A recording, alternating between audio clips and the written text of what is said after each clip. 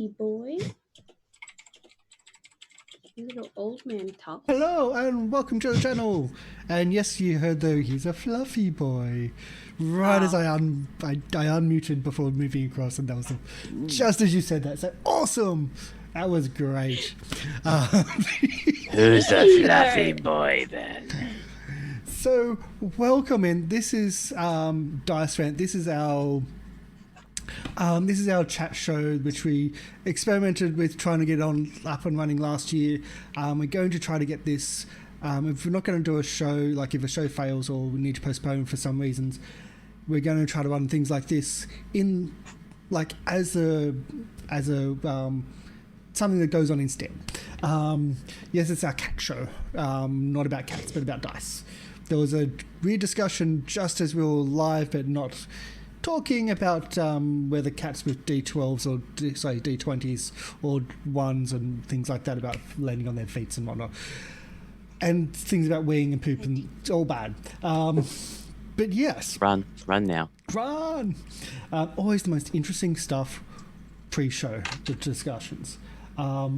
So as I said, yeah, this is, hopefully if this goes well, we're going to see if we can find a more regular time for this, have regular cast members or players, not just from this channel but also from other channels as well, and we'll see how it goes. But at the moment this is our first one, so please bear with us, we're very new at this. So today on we have two of our cast members. MrLiveProducer, would you like to introduce yourself? Not just from this point of view, but from what you do outside of this channel. Okay, well, I'm MrLiveProducer. I do mainly production work a lot of the time for VR. I do production work for Matam 3 OFFICIAL Matam 3 OFFICIAL Matam 3 OFFICIAL. Sorry, I didn't think. It was just like, oh, it's your anniversary. I was like, oh. Yeah, it's anniversary. Wait, what? I just wanted cat butts. Cat butt! That's the cat butt emoji that was spelled out. Oh, God. Who doesn't like... Thank you for the announcement of your Thank you for the cat butt. And your cat You've had a real life cat butt and we've got a virtual cat butt. I think we've had enough cat butt now. No, there's no such thing as too much cat butt. But yes, I'm MrLiveProducer. I mainly do production work for MMA and combat sports. So I travel around the country doing that. And I also stream on twitch.tv/MrLiveProducer, where I do a lot of VR streaming and apparently cat butt. And I've got dog butt. Yes, something like that. Cat butt. And Emmy. Yourself, Me? please. Yes. Oh, yes. Hi, I am Emmy Rabbit. But you guys can call me Emmy. I'm from the Twitch channel Gathering of Nerds, which I run, which is our D&D weekly one-shots where we randomize things over there. And I also play over here on this channel as I'm playing Ava now, which is my lovely human... I was about to say bad, my lovely human monk. Who is far more talkative than the wonderful Meg. Meg was great, but Ava is a different story. Yeah, we just needed more vocals. I was really wanting to see Meg come out of their shell and I wanted it to be a slow process. Yeah. And it just wasn't working. It just wasn't. I didn't have the time to There's slowness, glacial. I wouldn't say glacial, just, timing of the show just didn't work for what was, Also, I'm just going to point out you missed an R in producer in the overlay. I don't care. My spelling is horrible. I'll tell you that now. My spelling, I have a love-hate relationship with spelling. I love to hate it. Thought I'd point it out. Thank you. Actually, Thank you. What? And MrLiveProduce. I produce. Wow. Yeah. Like a tiger. To change that would be going into something like Photoshop and things like that, and I mean, just getting your name in there was a big feat. Because we had this set up in the overlay in December. There's been misspelled since December. Thank you. Actually, yes, it has been. Yep. Yes, it has been. Beautiful. So Just the way that I want my live shows to go. always off. Think of it this way: if there's one thing that's wrong, make it something that's easy to fix for the next stream. That way, you progress. Or as I like to say, there's no such thing as a production that goes 100%. So if you can dictate what goes wrong, you're all good. Are you sure? Yeah. I've had events where power goes out. The wise words of Mr. Yeah. Live Producer. I've been in the middle of a play when the power went out. Ooh. From someone running into a power pole and knocking it out. That's always the best. Yeah. Oh yeah. Middle of a musical. My background's circus, so Was music live or was music pre-record? Live. Okay, you can still keep going. Yeah. Lucky it was a small theater. yeah. Everyone get out your background is phones. circus, so I've seen a live band fall off stage. I've seen equipment break, but because it was dark and they were LED equipment, and when they broke, they went straight up in the air, and then straight back down, hitting no audience members. Everyone clapped because they thought it was part of the show. Okay, it's always good when they think it's part of the show. Yeah. Then it's fine. The trick with the stakes is to act like it was supposed to happen. Exactly. And there we're fixed. That beep was me saving the overlay in Photoshop to then now it's updated. There we go. We're all happy. We're good. This is our first show. We're going to make mistakes. Yes. So thank you for coming in, for welcoming everyone that's actually watching. If you don't know who I am, my name is Karsh Goblin.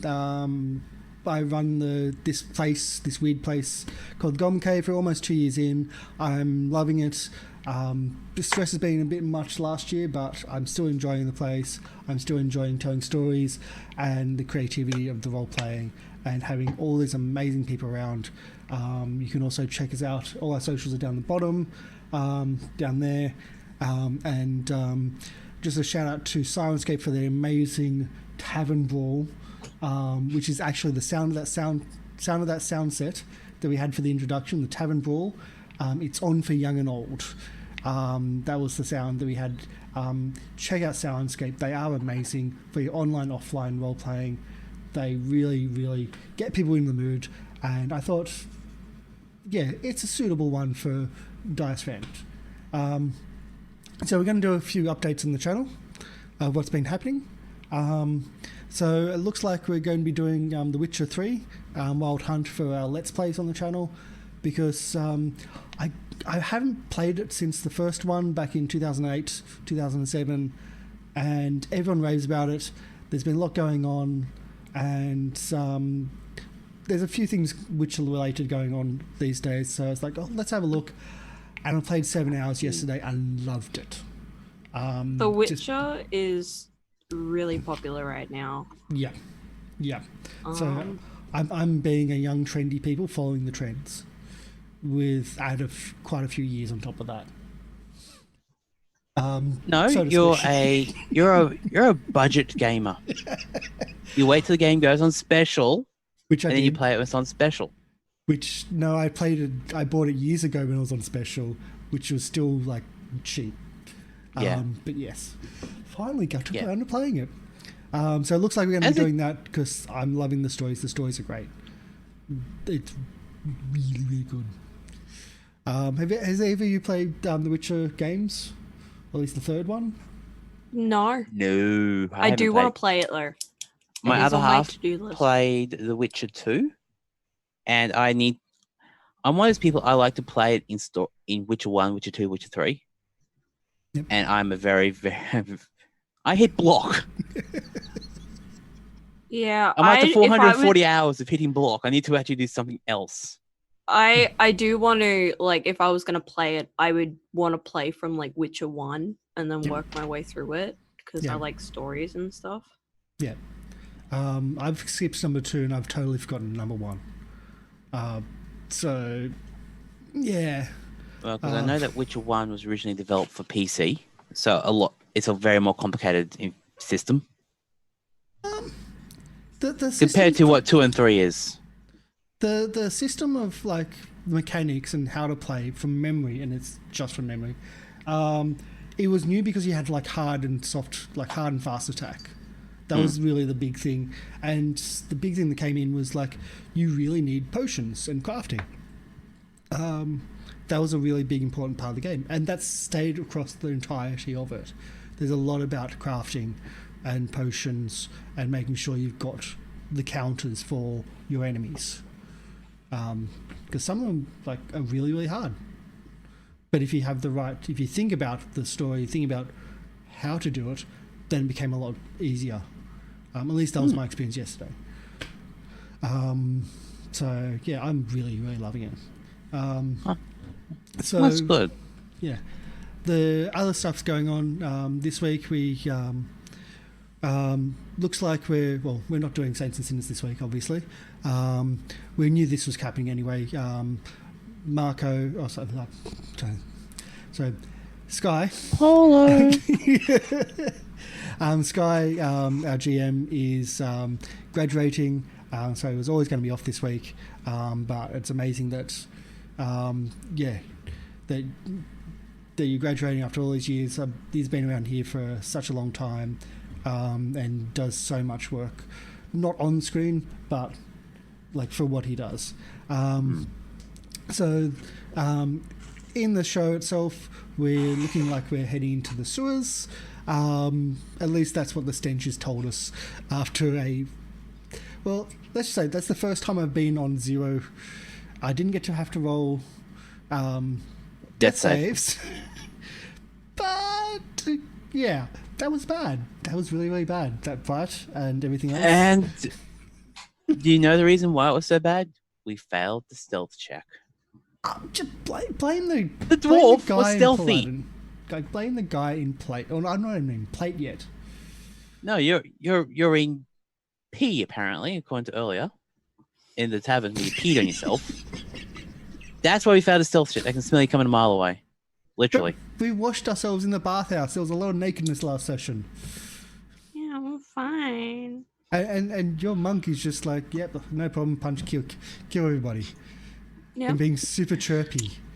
Just kill people with my bare hands. I.e. monk. It's a distraction technique. Drop your weapons. I can't drop my hands. Here's my sword. Drop this sword. My hands are my weapons. Ah, so that's why the sword, so you can be disarmed. Mm-hmm. Yeah. No, I just have it because it was like, oh, you can take a monk weapon, and I was like, I don't really want to take a monk weapon. I'm waiting for you to get ninja stars. I really want ninja stars with a belt of returning. What's a belt of returning? That's an item I don't It's a thing that when you throw something, it'll immediately after hitting an object, it'll go back on your belt.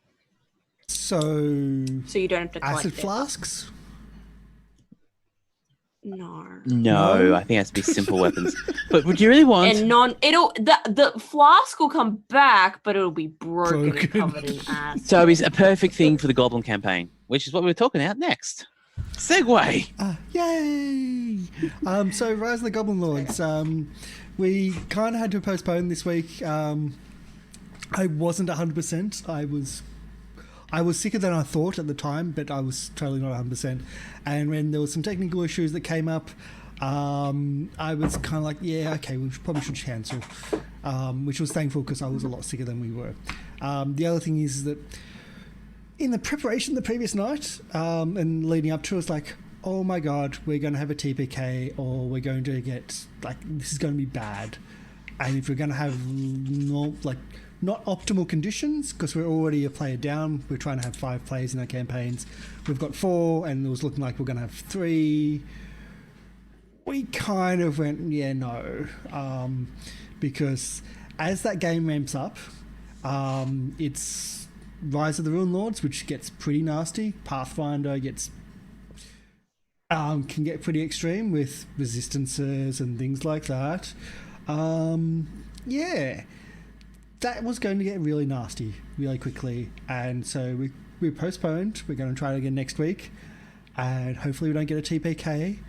But the goblins are not really the most functional party, to say the least. They are totally non-functional, and having a chat with Trent Monk while we're waiting and just chatting, just loving how non-functional it is, but we can still get the laughs through it as well, and it's very much a comic campaign. So we'll see how we go next week. I generally don't pull punches, although how we do it is the fact that everyone in the campaign is usually a level above because of how non-functioning they are. But it doesn't mean they're out of danger by any stretch of the means. They're really bad. So yeah, that's pretty much the wrap up of what's been happening this week. I know not normal shows, but we'll hopefully back to normal next week. And we're going to be doing The Witcher long term, it looks like. So I think that's everything there. So what we're going to look at now is the RPG news, Kickstarters, RPGs, things like that. Does anyone want to start in? Because I feel like I'm talking a bit much. That's all right. Well, What do we got? what's on the first list? Thing, the goblin's making a list. He's checking it twice. But if you are a fan of Vampire the Masquerade, the latest Kickstarter they did, Cult of the Blood Gods, just got funded. So there's going to be another source book coming out after Chicago by Night, I think. So Chicago by Night was the first Kickstarter one they've done. And now they've just announced that the Cult of the Blood Gods has been approved. I actually supported it, and I got the hardcover edition because, seriously, if you're going to get a D&D book, it has to be hardcover. How else do you hit your players when they fall asleep during a long monologue? I actually had that happen once. In one Vampire the Masquerade campaign, they were role playing the DM was role playing a giant big conference, and one of our players started to nod off, and he just got the source book, and just dropped it on the table, and he just jumped up, says, "I cast Firebolt," and that ended poorly. Yeah, because in that game, we used to just stack things on them. Like on sleeping players. One of my DM campaigns, we actually had bonus XP if we could make the a character actually the player actually snort drink out of their nose. Ooh, that's a challenge. That was fun. I think the other part was drawing on their character sheets. Reducing the HP by 1 every time they fall asleep. No, that. I think the more prominent was writing on their character sheets. My character sheets were bad. Not for falling asleep, but I used to be a smoker. So I'd come back in from having a cigarette, and yeah. Chicago by Night, just as a heads up, was a really great campaign in the original versions. They were amazing. I ran that, and they were incredibly, incredibly good. So if they've got a newer version, that'd be great. I'm just checking now for that one, actually. So give me a few moments. That's okay. But Chicago by Night, it was when Gary, Indiana was also a collapsed industrial city. So now it's a lot more gentrified, and it's very different from what it was pictured. But it was very dark. It was great. I ran it with a few other of the big campaign books, because I think there was a couple in that area, tri-state area. They were so good. Used to love vampire games. So yeah, it was really good fun. Emmy, have you got anything you like to talk about? Like point up? No. About Masquerade. Have you ever played Vampire? I've never played it. No, Werewolf or any of the World of Darknesses? No. I've never played it. They'd probably work well for one-shot formats. Probably. Yeah, just add it to the million list of systems I still need to play. Yeah, there's... Yeah, and it was Chicago by Night. I just checked on the World of Darkness website. Awesome. But yeah, so the Vampire Masquerades, their system's very different from your D&Ds when if you use a D&D or a D20 or a DC based system where it's a dice pool. Your stats, so your stats and your skills give you more dice. The more dice you roll, you have to get successes on your rolls and things like that. So it's a different system, but it works well. You just need a lot of D10s. Oh yeah, D10s. Yeah, and the I have D10s mostly and D8s. oh no, and they have to be custom D10s because well, they don't have to be customs, but this is a what was it? Level up dice, the blood dice. So you probably can't see it. Yeah. So you got your normal success, then you got your crit success. Yeah. I just find these work a lot easier than some things. Yeah. And but that's a good. It's like a very good setting. I really like. Oh, the it's setting. a very good setting. If you went to PAX, I think you can probably still see the Vampire the Masquerade panel from the last PAX. That was a really, really nice ones. Yeah. The what of the long death monk needs a lot of D10s. The way. I'm sorry, the want. The want of the long death. The way. I wouldn't know. You know the way? Monks on the channel. Not your game. It's not your my problem. game, so I can't say anything, which is why it was a perfect choice for that game. Do you really want to ban one of our heavy hitters from the game? No, especially the only chirpy character in that game.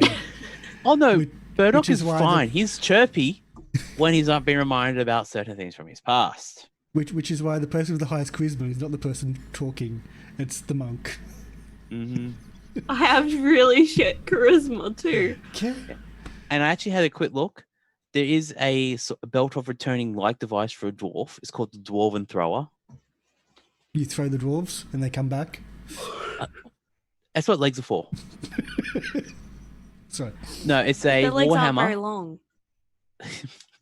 It's a warhammer. You gain a +3 bonus to attack and damage rolls made with a magic weapon. It has thrown property with a normal range of 20 feet and long range of 60. When you hit with range attack, it deals one extra 1d8 damage. Over attacks a giant 2d8, and after attack, it returns back to my hand. Yeah. I get ammonia. There's an old, it's a common item or common iron trait, which was of returning. And it's usually axe of returning or hammer of returning, things like that. Yeah, we were joking, but yeah, I want to see Emmy with a ninja star returning. Yeah. Ninja star. For you, it'll be more like a drinking flask of returning. No, ever filling. The ever filling, I think. Would you like to borrow this? No, I think I'm right. I'm not that much of an alcoholic. And after the shows, I then usually have to go and pick up my little goblin. So, being a responsible adult. Okay, So what other else is there in news? Other things in the news I want to go on about is the bushfire appeals. We are based in Australia. The channel's based in Australia. Everyone here are Australians, at least in today.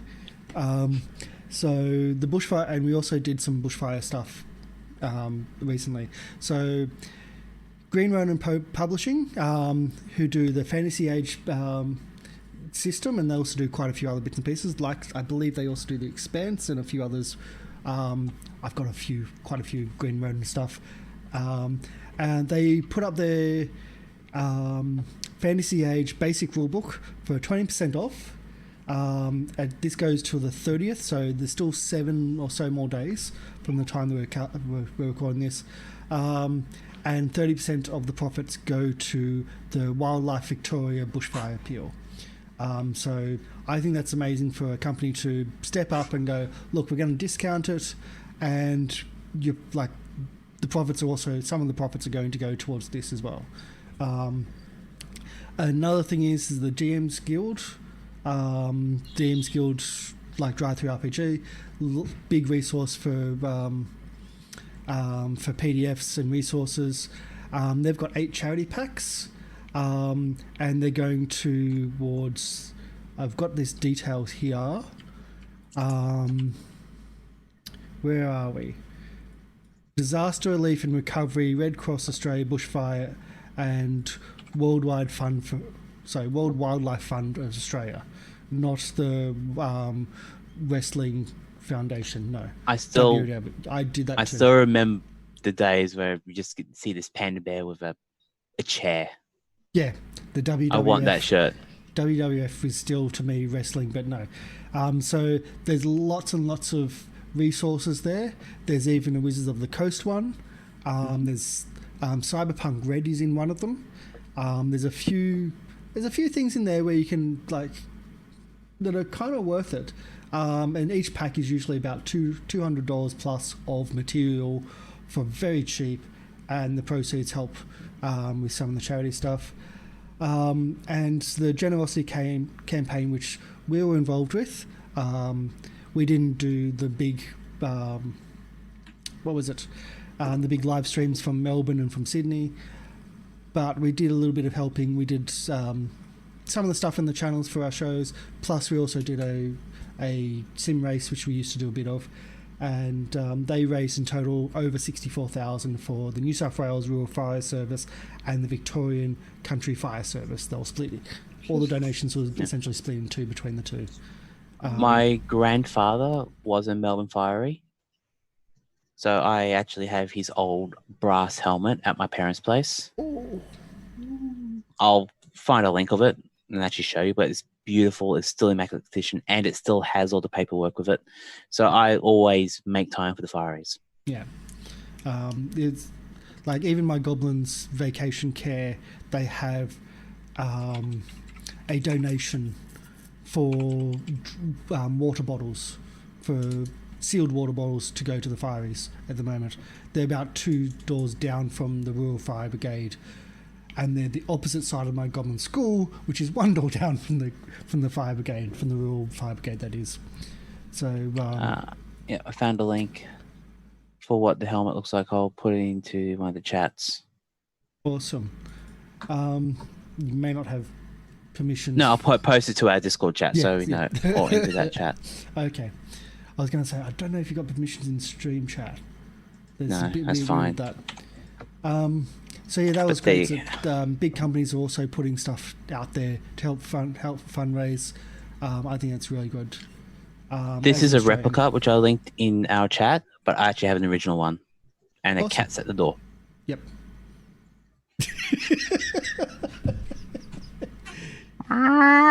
Khajiit cares not for your door. Are you gonna go out? No, Khajiit stays in. Yay. Khajiit need to poop. So other things is going on as well.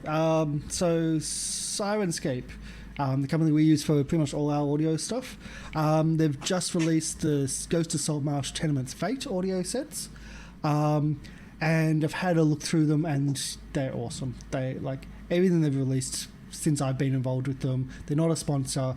They're just, I love to rave about it. They're an Australian company. So Ghost of Saltmarsh, I met the guys when I went to PAX, and lovely people. And yeah, I think I sent you towards them because yes, you did. You said you wanted me to go to them and say thank you. Yeah. And I said thank you, and they said, "Oh yeah, Goblin, yeah. Yay!" They loved you. Whenever we've had issues, they jump on it instantly. They've been absolutely amazing.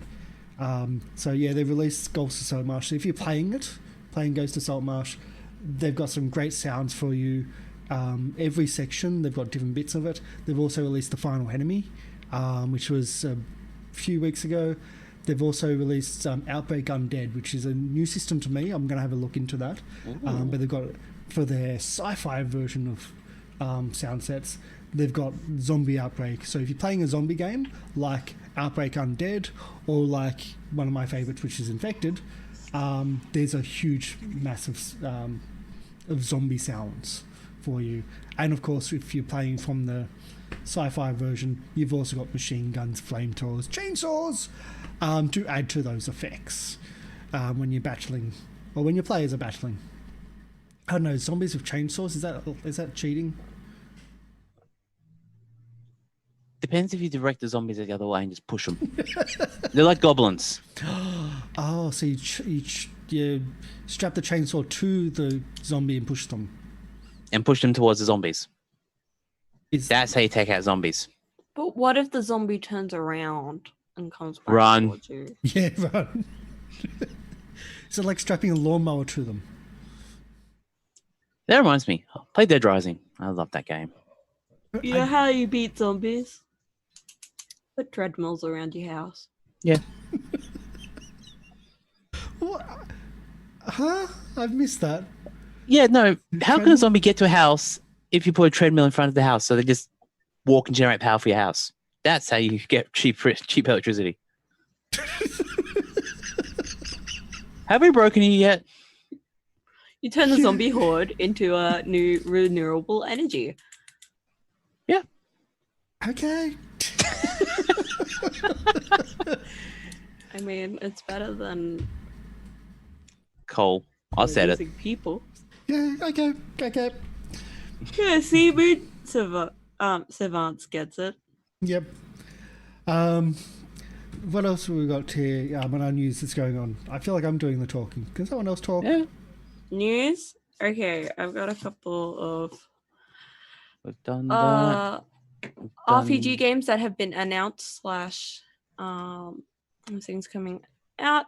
The DC comic series, The Last God, is getting a RPG source book, which for DC fans that will be fun. So it'll be D&D 5e compatible as well. So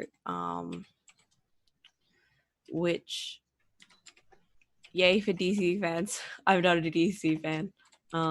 Any DC fans in the chat? I don't mind some of DC. I go for Marvel myself, but DC's one of the more interesting things. Is like they've got so many different worlds, and that's one of the reasons why Marvel's working so well at the moment. Is everything connected? Yeah. Apart from a Netflix series, which might be connected anyway, because it just was announced that the person playing Punisher is going to be coming back for spots in other films during Phase 5. Yeah. So they do. Marvel does what it wants. They've got enough money. So unless No, Disney owns Spider-Man, which that was a whole thing in itself. But anyway. I don't really watch the I watch the movies. I don't really read the comics. The comics are a cluster buggered. So I only know as much as is in the movies. And based purely on the movies, I like Marvel over DC, but it's not what this. Another thing that's come out that I found that looked kind of interesting was something called Strange Tales of Song Ling. Which is a tabletop RPG over on Drive-Thru RPG, which is based around Chinese mythology. It's a horror one, which looks really nice. It's $10. I don't know if that's Australian. It's probably US, but it is based around Chinese mythology, which it looks really cool for anyone who's looking to play something a little different. And different lore-wise, for sure. Yeah, something. It's what type of system is it? Let me just see if they have anything.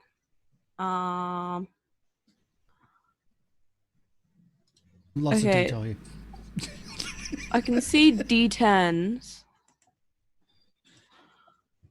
Hang on. It'll probably be a custom system.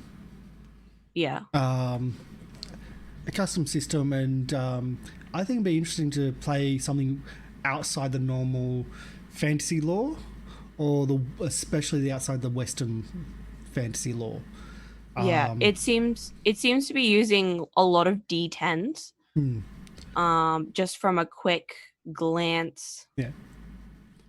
So everything uses D10s. Having It's a something D10 system. with Chinese fantasy, like Chinese lore, would be really, really fun, I think. Yeah, definitely. Maybe daunting for the more casual players. But I think it would be quite interesting to play. Yeah, I Beak think Sorry, go ahead. Oh, I was going to say, and speaking about other new D&D games coming out, you got the new Dishonored role-playing game coming out soon. Yes. Done by Modifius, who's also done the Star Trek Adventures game, which you might have seen on some streams, especially with the new series done by, what's it? The people who used to be on Geek and Sundry, but they're now on Encounter Roleplay, I think, something like that. I can't remember. But yeah, so it's done by Modifius, and it's pretty much is going to be canon, technically. It's being developed with the Arcana Studios people. Yep. So that's going to be nice. It's set to be released in summer of 2020. So our winter. Our winter. Yeah, our winter. But the summer season. It's actually, in Australia, it's our winter of 2 weeks. So it seems the developer is Nathan Dowell. Yep. Who, as you're saying, I just want to point out that our winter is longer than 2 weeks because our winter is far longer than the English summer. Just wanted to point that out. The English summer is all day. Come on. It's 2 weeks.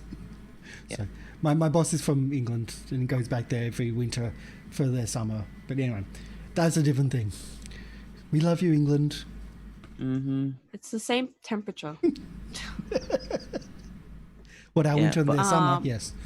Yeah. So this Dishonored, it's going to be a 300-page book. So yeah, and that coming from if you ever played a Dishonored, you would understand exactly why this is such a big deal. It's not a game that actually promotes you run and shoot things. You bet in the game yourself, you get rewarded for stealth in it.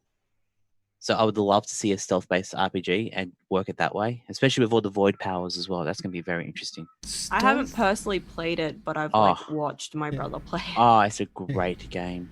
So little sibling syndrome. Stealth in RPGs is something that fails quite often. Not many RPGs do it well. That's why I'm really looking forward to this one. Yeah. Sorry, if you see me gesturing that way, this is where I got the information for the roll system. That's okay. But no, stealth in RPGs don't always work very well. I don't know many RPGs. If you like, we're going to upload this on YouTube. So on YouTube, if you know any RPGs which do stealth well, please comment down below. Please, I would love to know. So of course, yes, the Explorer's Guide of Wildermont. That's going to be coming out. A lot of people are excited about that. Apparently there's been some controversy and not excitement about it, but I don't what was this? Sorry? The Explorers Guild or Guide of Wildermont is also coming. Which I think it's interesting because it's the most pre-orders since the core rulebook. Yeah, that's a big thing. Books. To have not a core book have such a massive following and such a massive pre-order.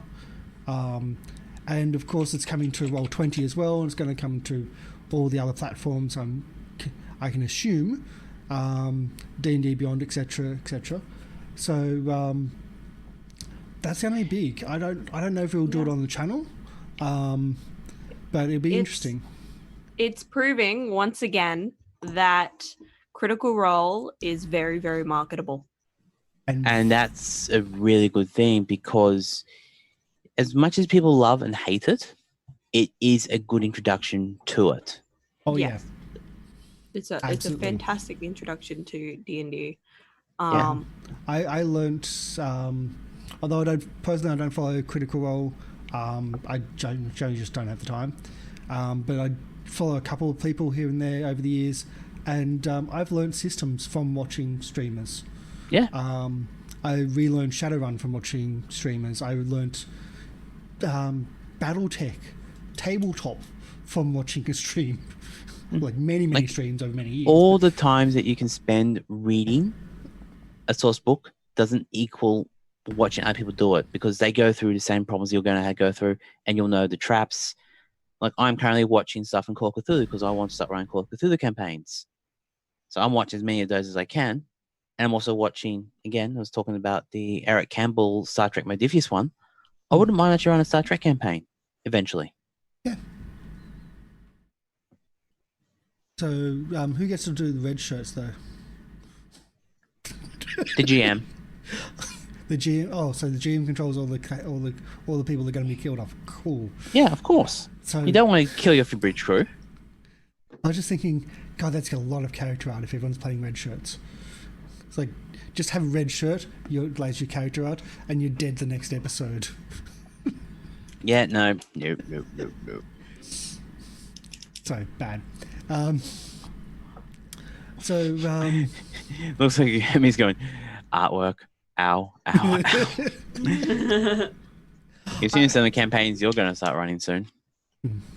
Yeah, I have stuff that hasn't been announced yet. So. Yeah, which is why I'm alluding to it.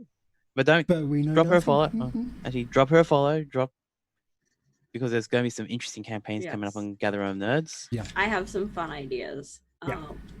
That's coming around.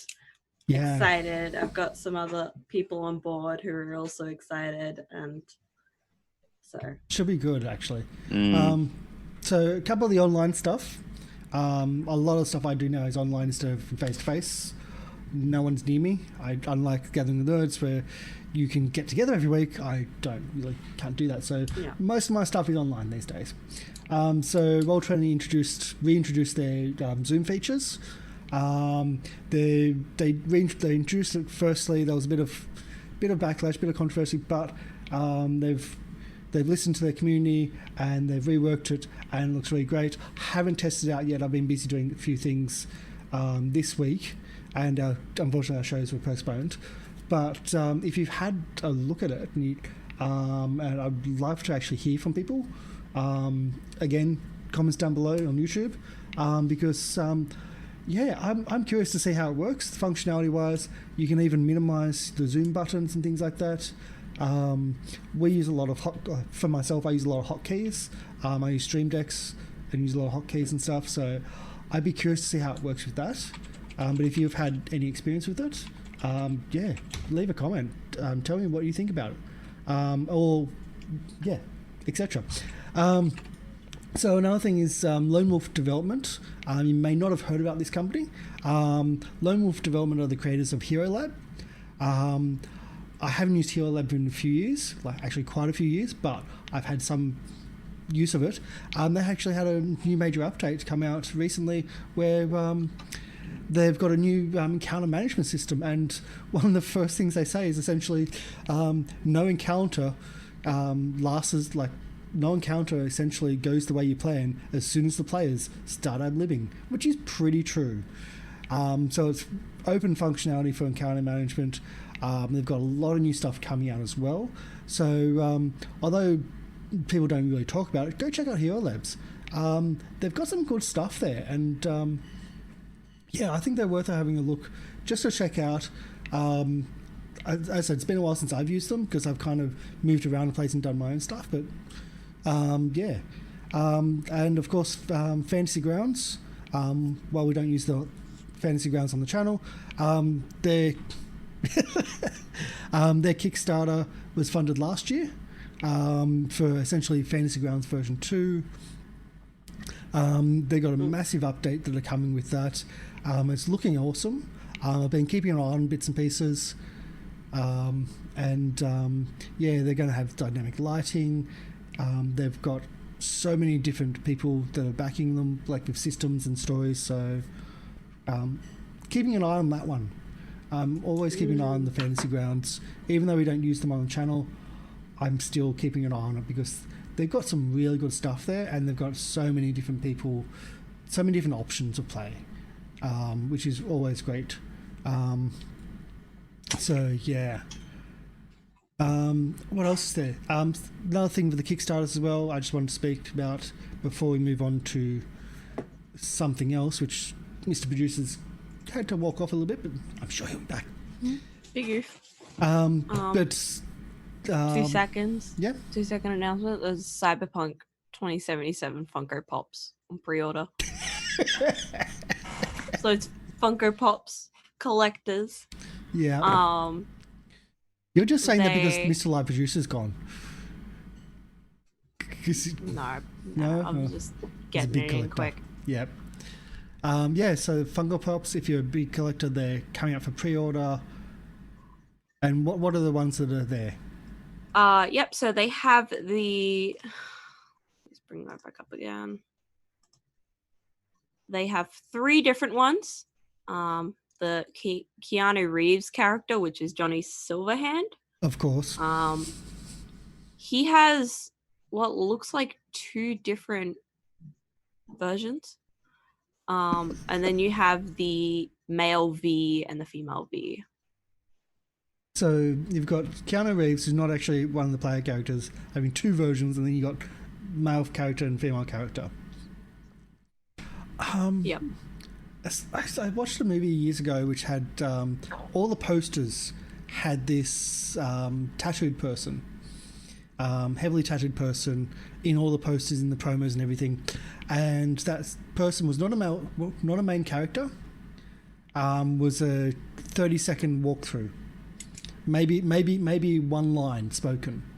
Are you serious? But because the person was who they were, and they are model, and they are all like they I think it's about 80-90% the entire body tattooed, maybe even higher, and they look amazing.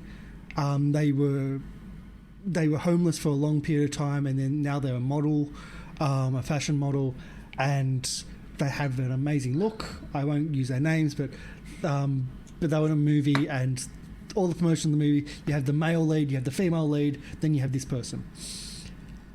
And I'm like, it was like, 30 seconds, maybe a minute, and maybe one line, but they were in all the promotional too, or most of it. Oh my God. Because of the look. And I'm like, wow. So that's such a scumbag move. It is, but my fear about the Keanu Reeves in that, or the Keanu's model and look and what could be similar. Like, you don't need to have, it's a computer game, you don't need to have someone from the real world in a computer game set in the future. But it's Keanu Reeves, yeah. Like, sorry to disappoint. I know. But it's Keanu Reeves. And yet they're redoing Bill and Ted's Excellent Adventure. I mean, that's my version of Keanu Reeves. So everyone's version is John Wick these days. Yeah, I'm older. I look at Bill and Ted's and go, yeah, Keanu's not that great. But I could be totally bombarded in chat, I'm sorry, and in the comments, so I don't know, I just see things online about charity stuff and how great Keanu Reeves is. Well, I don't, and that could be, yeah, I'm not influenced by that because I don't live read on that. The internet. Yeah, I live with a little 7-year-old goblin 8-year-old goblin now, who likes to play with Lego and then climb on me and manipulate me to things that he wants me to do. Or then sits on me and then manipulate my body around him. Bodies don't bend in certain ways, and he tries. And it's painful. He was doing it last night. It can be really painful. But he wants my body somewhere around him somehow. So one of the other Kickstarters that was funded last year, that I'm keeping an eye on, is 2K Games, or two Kings games, specifically The Legend of Grimcrack Jack. It's a family RP adventure book. It's an RP game in 5th edition system designed around getting you playing with your entire family. So, what was it? The Legend of Grimcrack Jack. Grimcrack being one word. So it's about children-friendly tales and empowering your children and role-playing with your children. So I think it's an amazing idea. Are you sure it's not Grimrock? No, Grimcrack Jack. I'm fairly sure. I've got the page somewhere. And I'm also a backer. And I've also I won't talk about the other stuff, but it's really well written. It's great from what I've seen. I won't say all the bits and pieces, but I highly recommend it, having a look at it when it does come out. It's in Kickstarter at the moment. They're working on it. They've done their backer surveys this week, so it's moving further and further along, which is great. And even though I don't know if my own goblin would be interested in role-playing, he's a little bit strange with his autism, but he just wants to be a YouTube star, which is a bit weird. But if you've got family and you thought, oh, how can I, like, I'm getting older now, how can I get my children involved? How can my family involved? Have a look at it. I think it's the way to go. And it'll probably be released this year, maybe next. I'm not really following it. I probably should know that, but yeah, they're moving the work forward. But I think that's everything. With the news, I can't see anything which is not closed off or about to be. That's all the stuff that I wanted to talk about. Yeah, there's all the stuff you can. What would you like to talk about? Anything more? That was all the stuff I wanted to talk Awesome. about. That's what I was saying. And Mr. Producer, welcome back. Anything you'd like? Any other news you've got? Not really. There are still copies of the Cyberpunk Red available in Australia at Zing stores. It is starting to sell out though, so be very, very careful. Just go to the website, have a look, support. Doesn't matter where you get it, but support introduction boxes. Get people boxes for presents. Support it. It's the only way we're going to get new systems out there, which is not D&D or other stuff. Like, there's my Cyberpunk kit. Get the beginner boxes and find systems. They're a great and cheap way to get into new systems. I'll second and third that. One of the things I've been doing recently over the holidays is really hitting and looking into beginner boxes. And so Cyberpunk Red Jumpstart Kit, Pathfinder beginner box, also Starfinder beginner box. I've tracked down an original Pathfinder beginner box. Yeah, that's slowly, very, very slowly coming from the US. And if you live in Brisbane at the moment, you have the Lifeline Bookfest, which is over at the Brisbane Convention Centre. Get there. If you're going to get there early in the morning because they restock every day. Ooh, And I I didn't know found that. some. No, they restock every day. And I went first day and I got some really nice little things. Yeah. Up to including a couple of original OG box sets. Yeah. Nice. Stuff which I'm Which jealous actually- on. Stuff which I pinged these two about because I wanted their opinion because I'm so relatively new to some of that system. I'm still new to the systems as Yeah. well. Oh no, trust me. I'll find the photos I linked No, to. there's you got some good finds. At the same time, I found this, which was my original beginner box. So I had my friends track I down started that. with 5e. I know. I'm just old. That's all it is. I'm just old. But he tracked that down, and still working on the bits and pieces, some of the things in there. But so yeah, starter boxes. Give them as gifts, as you said. I think it's a great idea, and they are a great way of starting. You don't have to be in D&D. It could be any system. They're a great way of getting in, and they use very rules light systems. And if you want to, go to Amazon, get yourself like cheap bags of dice to give away with those stuff. Yeah. Like which set's this one? For $10 US, you can get so many dice to add to a box like that. Oh, that's the Avernus set. Yeah. Which I picked up. I was actually trying to pick up my other sets. Yeah. But yeah, so get cheap dice, and that leads to speculation. What do you think the new dice set for was announced by Wizards of the Coast is going to be? Since we know that the book it might have been based off is a Critical Role. What was it again? Wild Mount? Yeah, Wild Mount. As a set, what do you think the new dice set's going to be? I don't know what that is. What it's going to be linked to, because I think it's going to be a source book. Sorry, not a source book, but a rule book instead of a campaign book. Yeah. That's what I'm thinking. So, because there's talk about getting some of the unearthed Arcana that have finally went okay, that are nice and clean, to get that into the game, because there's been so much unearthed Arcana out there for years now. It's been refined and un-OP'd. I think it's going to be a source book, not campaign. I hope so. Emmy, what do you think? Because I think source book. Yep.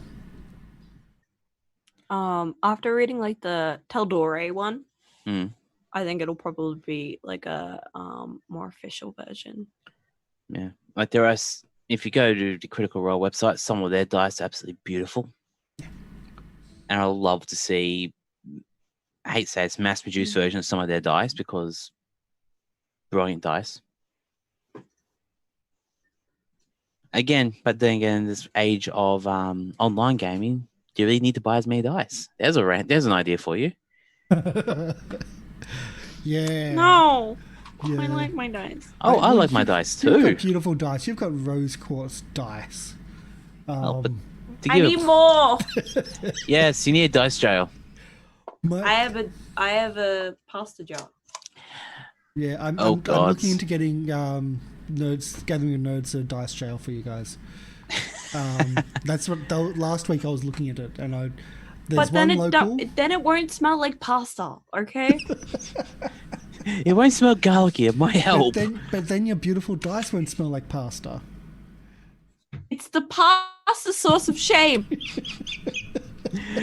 Actually, no. What you do is anyone who comes to a game who doesn't have dice, they get their dice from the past source of shame. So it's their own fault. Ooh. Yeah. That's And It's D4s. it's the jar that I didn't clean out properly, apparently, because it still smells like pasta. This is a sauce. good example of some of the dice you get from the Amazon packs. yeah. They're gorgeous, and you're not spending Beautiful sets. super amounts of dollars for it. Yeah.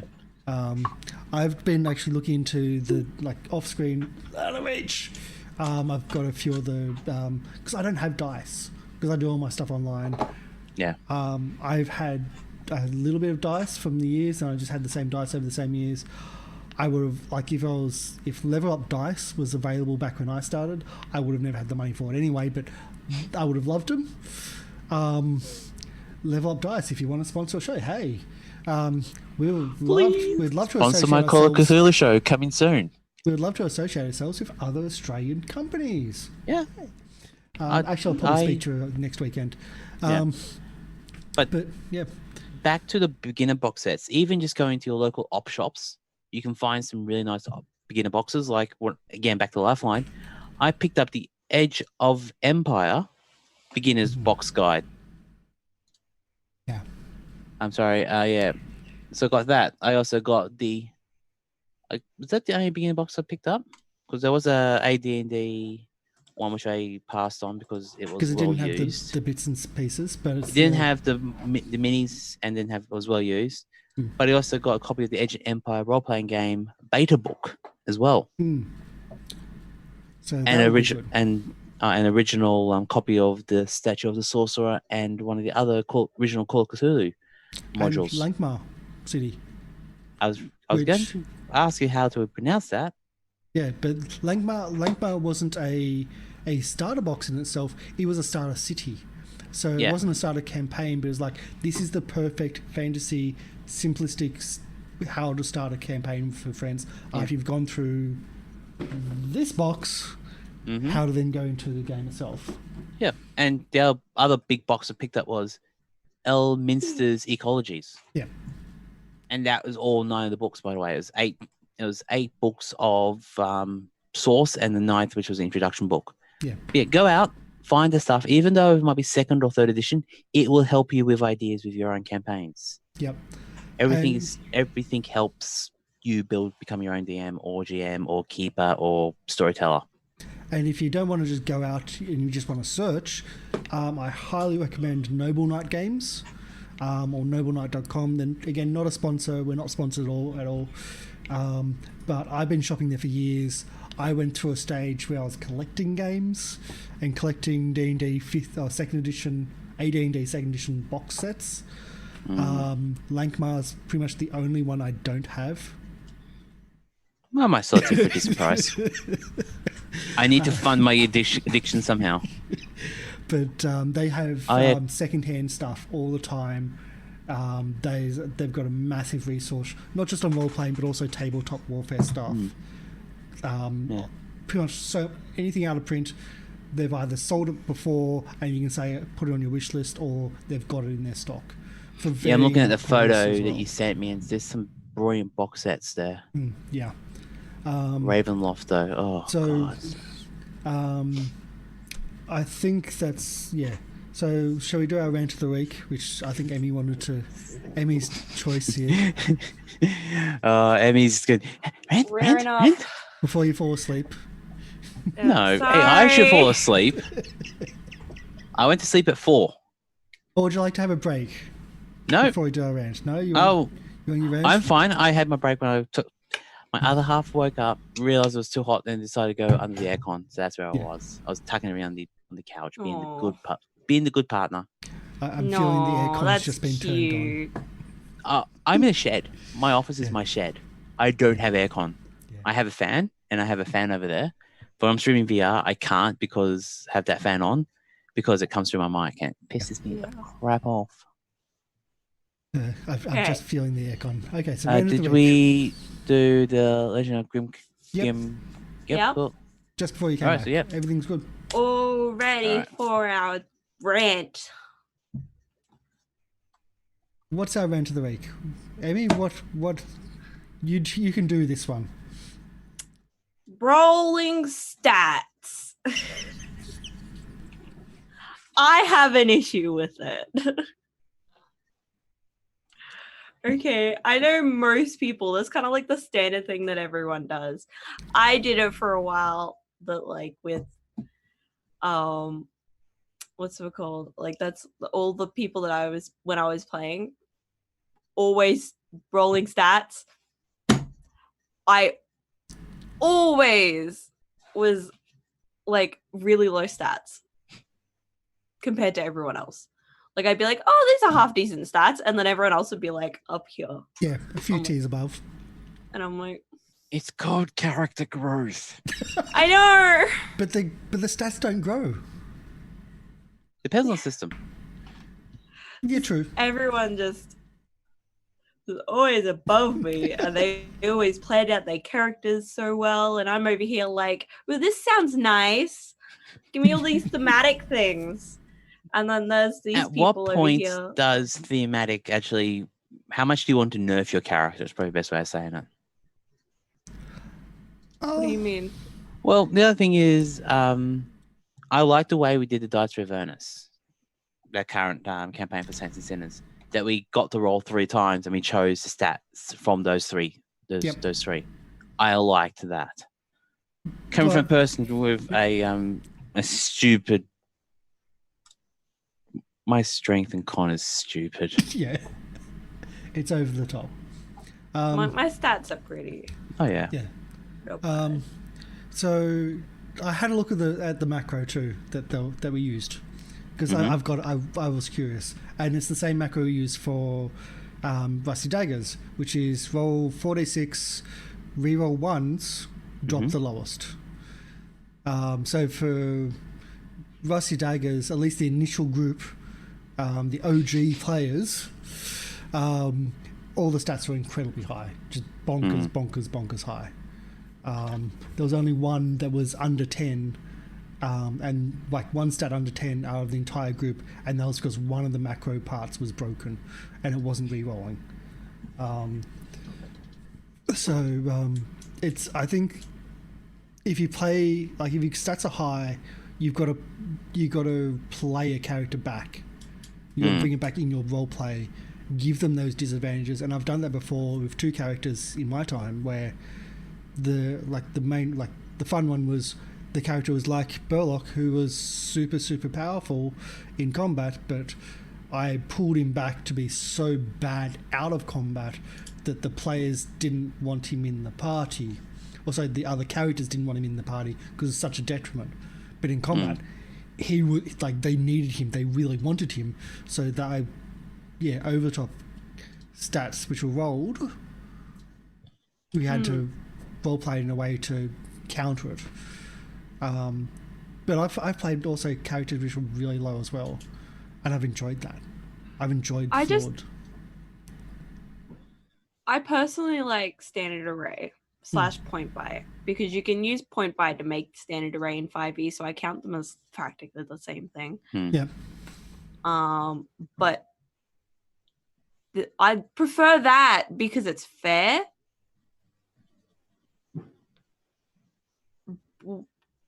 It means that everyone's at the same playing field.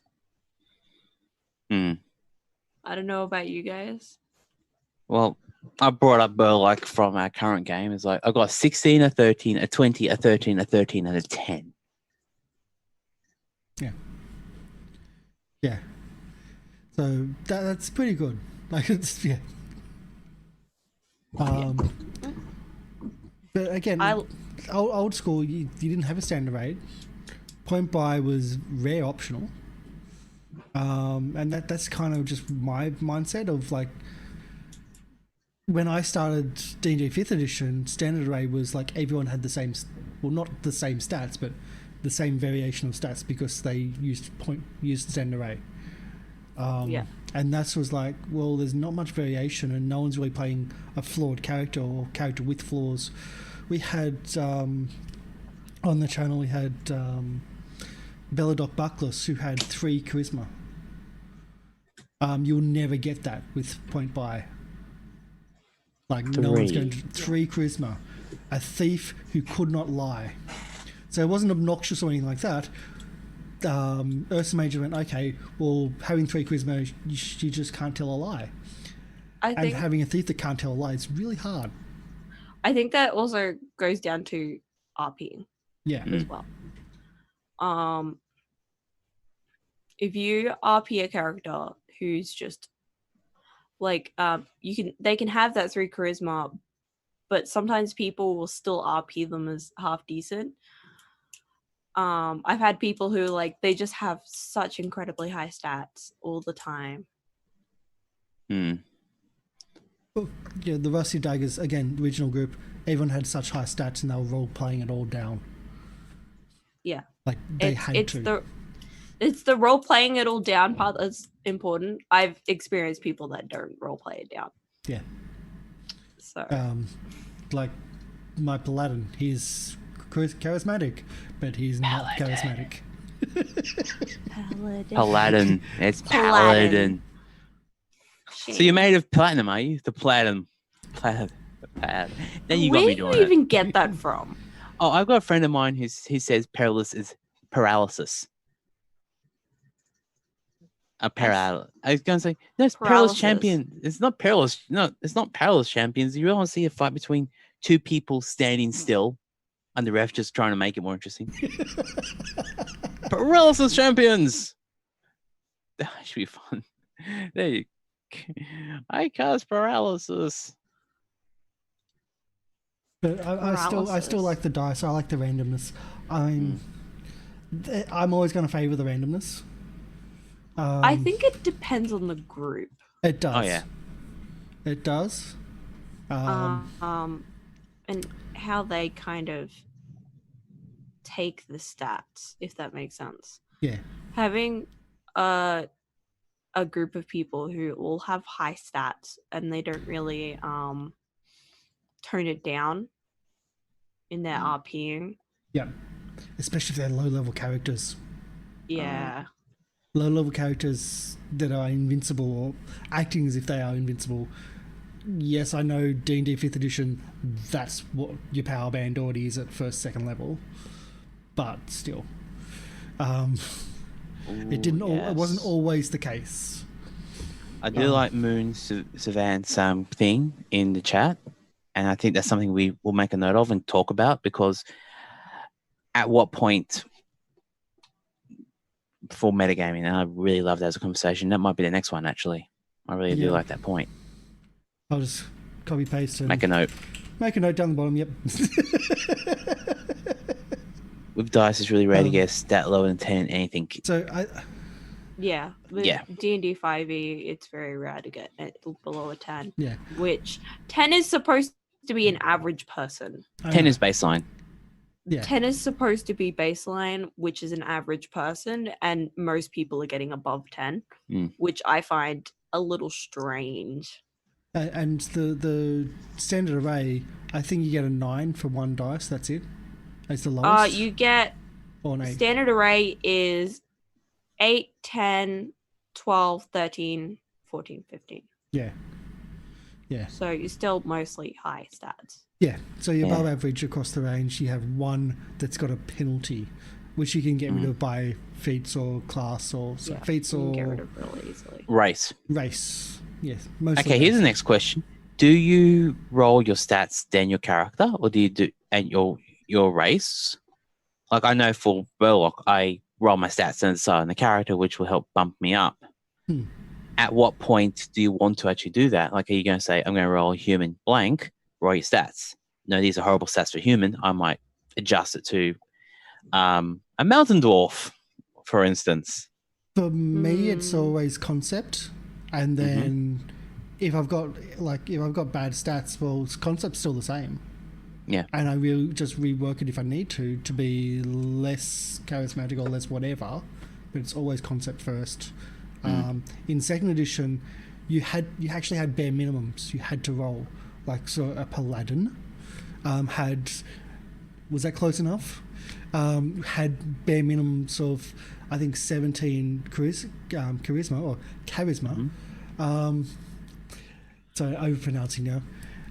Yes, I know. And a few other bits. A ranger had the most bare minimums, and so one of the people in my old group used to play ranger a lot because they had to have all these stats at a certain level, so they had to keep on re-rolling until they at least had that.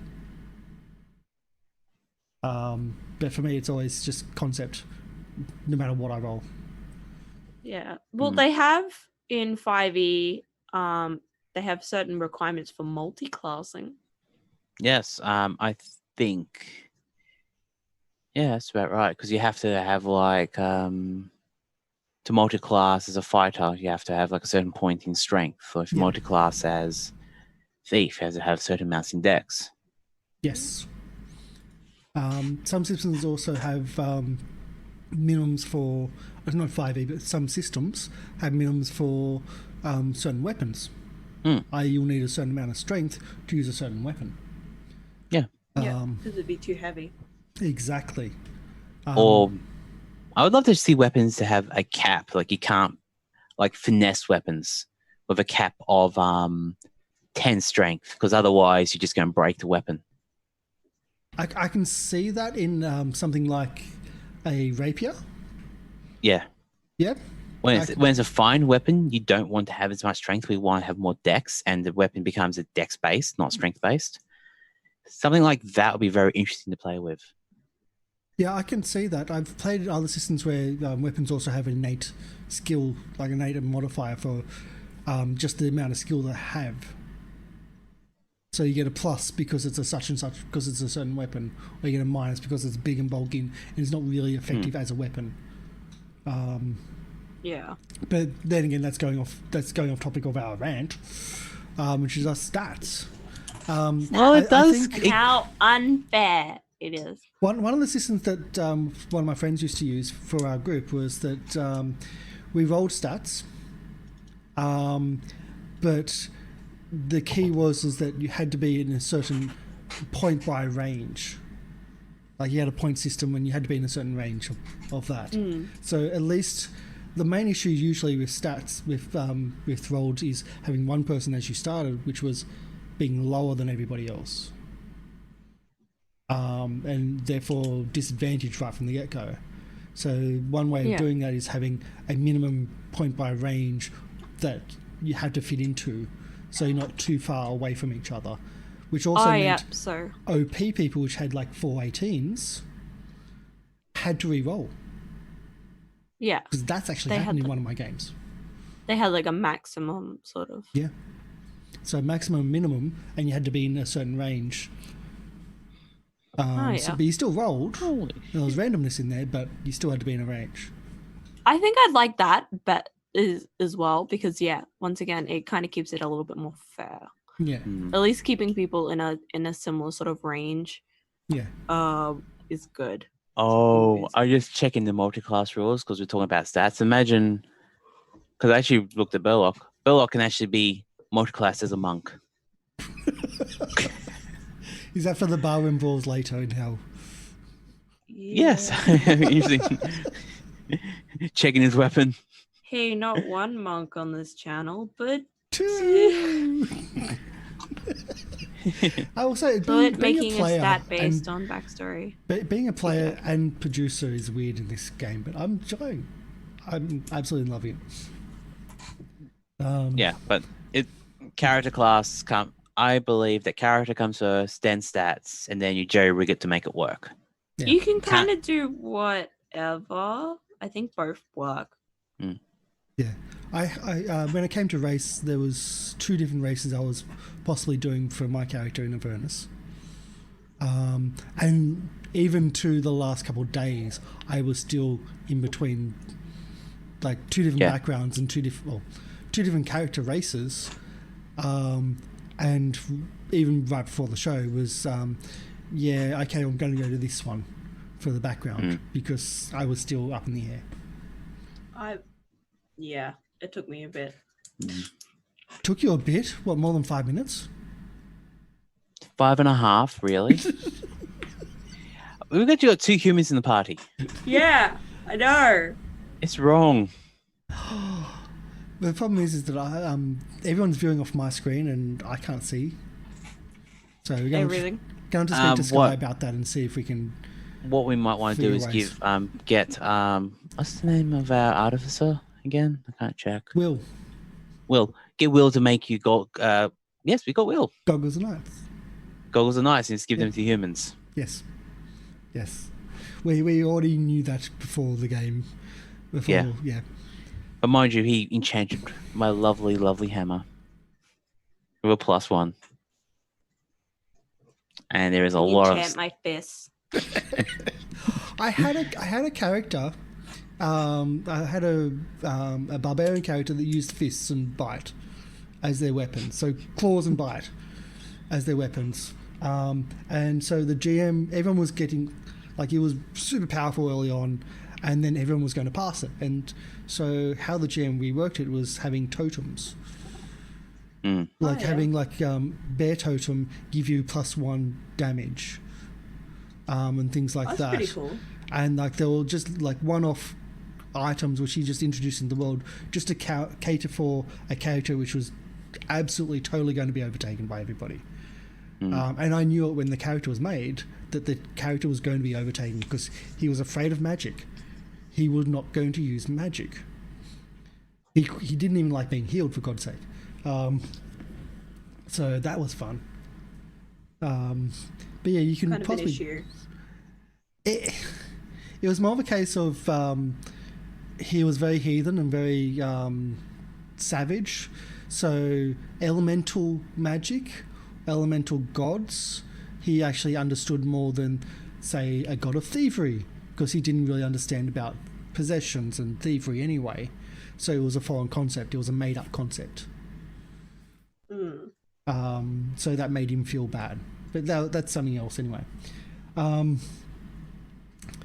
So yeah, shall we go into the to our review?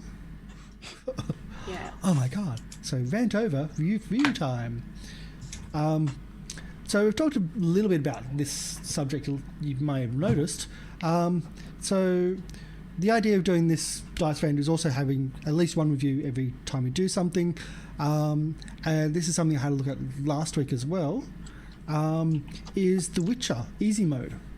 The Witcher Easy Mode is the starter box for The Witcher role-playing game. They call it a TRPG. Most people would call them a TTRPG, tabletop RPG, but same thing. And it's free on Drive-Thru RPG, absolutely free. So I would highly recommend checking it out. I checked it out on channel last week and just did a read through. Don't need to check that out, but I'll probably do a proper review at some point, like the edited YouTube type of thing. But I was really impressed with it. It seems pretty cool. So it's made from, is it Artesarian or Artesarian Games? Same people that made Cyberpunk Red and Cyberpunk 2020. It's owned by CD, like that studio is also owned by CD Projekt Red, who also does The Witcher and is doing Cyberpunk 2077. So there's that link. It's well written from what I saw. Yeah. It explains everything really well. Yeah. Like very well. It's not your common D20 system. I will point that out. It is a DC based system. So the DC based system is base ability stat plus skill number, roll a dice or roll a D20 against DC. In this case, it's not a D20, it's a D10 versus a difficulty class or difficulty number. If you play something like I think it is classed as difficulty number, not difficulty class. It is difficulty table. Yeah. So you got easy, average, challenging, difficult, and nearly impossible. Yeah. So 10, 14, 18, 20, and 30. Yeah.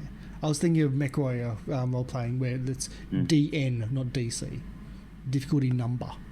Okay. That threw me out for such a long time when I was reading it, and then it's like I found the one line that says what it is, and like, oh, is that all? It's a simple system. A couple of things to note. One of the things I really dislike is exploding dice. Have either of you played anything with exploding dice before? Not yet. No. So exploding dice is a very old trope where if you roll a crit, you roll again and add that to the dice. And in this one, you roll again if you roll a critical and again and again and again. So a D10 can end up being 60 plus your skill plus your attribute. When was this which is a bit extreme. created? And the same thing with the critical fumble. Roll a 1 on your D10. You roll again minus that off the skill, so you can actually lower what you had even if you had a higher skill. So that's the only issue I have, but that can always be reduced. It can be home rolled. Yeah, it can be home ruled.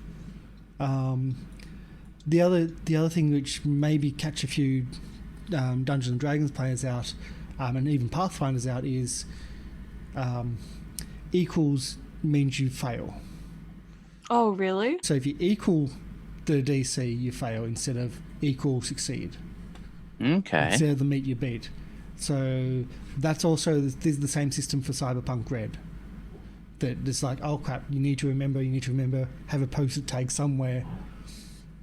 Meet is not good enough. You got to pass to beat. But the modifiers are also really simple. You either get ones, threes, or fives. So +1 or -1, +3 or -3, +5 or -5. So if there's a alteration to something, it's really simple. If your DM says it's either mild, moderate, or major, it's done. Like, you know what each of those means. It's either 3, 5, 1, 3, or 5, which I think is really good. Well, stay tuned to this channel. There might be a Witcher RPG one shot coming up soon. Well, I'm also looking at that right now. One of the reasons why I looked at it last week was for the same thing. Is it viable? And part of last week was putting it into Roll20, at least one character, to see how Roll20 has Witcher's character sheets.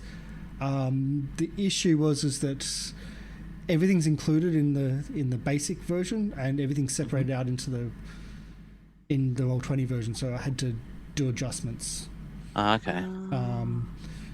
I found out I had to do adjustments afterwards, so it's left dodgy and broken. If it works. Yeah. The other thing is that which I found interesting was armor class doesn't really stop the blow, but it mitigates damage. Yeah. So I liked that idea. I've seen it in a few places, but also every time you do damage to a person, the armor class gets less, or the stopping power of that armor class gets less. So as it gets worn out, just like in the computer games, which I'm finding out, it gets worn out. So I like that system. It's the same system they use in Cyberpunk, Cyberpunk Red at least. They've got hit locations as well, so you've got armor in different locations. Yeah, I was also looking at it, and like they seem to have. You were talking earlier about in Witcher, like there's fast and heavy blows sort of thing. They have that in this as well. Yeah, they do, and it hints at more tactical things too in the full book. So it seems to me like they're trying to implement features from the game into the RPG, which is pretty cool. As long as it's not a detriment to the actual story. You don't want to did I just get a code for Walking Dead? I don't the know. New VR Sims. Oh, if it wasn't VR, I would have said pass it on, but if I did, that makes me very you just got a code. I just got a code for the new Walking Dead game. Oh, so jealous. Sorry, I had to say that, but yeah, so it looks like it's going to be more tactical in the bigger game. I'm going to see if I can pick up the full book and have a read through, because it's very interesting. The lore's great, the setting's great. My only fear is having a Witcher. It's going to be like an unbalanced party if you have a Witcher and then your bards and your soldiers and things. So that's my only concern. It'll be very different. So I know the Buffy role playing system has Buffy, and then it's got mortals. So it's very atypical. But they've boosted the mortals to try to balance them out. They probably boost all the other stuff a little bit. Yeah. But my only issue is, if I was ever to GM it, would be to play not the racism, but like all the anger against the witches and things like that. That would be hard. I don't like GMing that, but it has to kind of be done, or it has to at least be hinted at. It's something that we totally skipped over when we did Call of Cthulhu.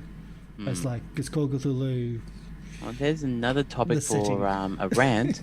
At what point do you let racism for a period game interfere with your game in this current market?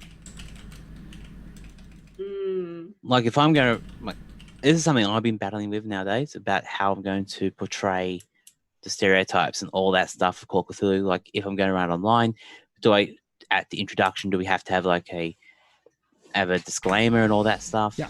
Because shit back then got nasty. Yeah. It was a different time, and people were terrible. And people are terrible now. Yeah. When we did the one-shots, we had Trent, Monk and Ursame playing their characters very much as they were against each other, but as a male and female character, and Trent was like, it was like, shut up, woman, no one's going to listen to you, you're in the wrong time period. And then 50 years, you're in the right time period, but still no one's going to listen to you. And then another 20 years after that, or another 50 years after that, you're in the right everyone's going to listen to you, and you're going to win every argument. And we were like, he's right, but it was how it was said was very much in the comic version, and we kind of... we knew each other and knew the boundaries that we could have put into it, because that group had been working together. At least those two had been working together for over a year, and they do that playing off each other really well. Yeah. But those disclaimers is like, how? You got to know your group, which is really hard when you're streaming. Yeah. I know that we've had issues with that, where your group really pushes. we're really, really comfortable with each other. Yeah. I don't know if you've noticed that. No, I know. Yeah. So some of the stories and some of the things that you guys have been in Gathering Nerds have really pushed boundaries where I wouldn't be comfortable doing that on stream. But your friends group, which like have been together for a while, and like you can push those boundaries. Yeah, we're all okay with it. Like all the stuff that we do on stream, we're all okay with it. Like and that comes to learning your boundaries of your players. Yeah, we know each other's boundaries, so we know the lines that we can't cross. It stresses me out a little bit because I'm also looking at it a little bit from the producing side. Yeah, so it stresses me out a bit, but hopefully people like that organic sort of feel, I guess. Yeah, I've spoken to people about X cards and like what it is and what type of stuff, which is something that we actually do have on the channel. We like anyone can say just X card and we move on. We don't mention every stream, but we've got to try to do a reminder every now and then though. That is in play just in case if you feel uncomfortable. And there's other systems out there as well. But as you say, like that racism, it's hard to really know how much to put in, especially in something like The Witcher, where if you're going to play The Witcher as a character class, you're a mutant, you're not human, you're not liked. No. So even though you're the hero, you're really the villain, and that's going to be a hard thing. And as a GM, that's going to be not as fun to try to portray that. But as a storyline point of view, it makes it for a massive better roleplay. Yes, it does. Long as it's treated properly. Yeah. Maturely, and the people involved are okay. And as viewers, it's hard because you might not even know, especially if you're coming in to watch a show, you may not know how close that group is, how comfortable the group is, what mechanisms they have in place in case there's an issue. Like just like subtle hints or the PM chats. Yeah. There is always a way for members of the crew to talk to each other, like break time or other stuff. Oh yeah, the conversations we have in break and pre-game, sometimes post-game. I always make sure to like during break, I always make sure to sit down and be like, "Hey guys, just a reminder, just checking in to see if my stuff's not going too crazy." Yeah, and it's a good DM or a good storyteller always checks in their players because as a player, you're in a headset, you're in a mindset for that. And we're going on to Rant again. We've already done Rant this week. Yep. But it's related to what we're currently talking about. Yeah. We're kind of going off in tangents. We are, but The Witcher Easy Mode, have a look at it. It's free on Drive-Thru RPG. It is free. I have it looks amazing. So, and also if you do Roll20, or it actually has everything built into the character sheets are all there. Everything's there for you to just jump in, put in what you want, and just run a campaign. They've even got the hit location. They've got the criticals.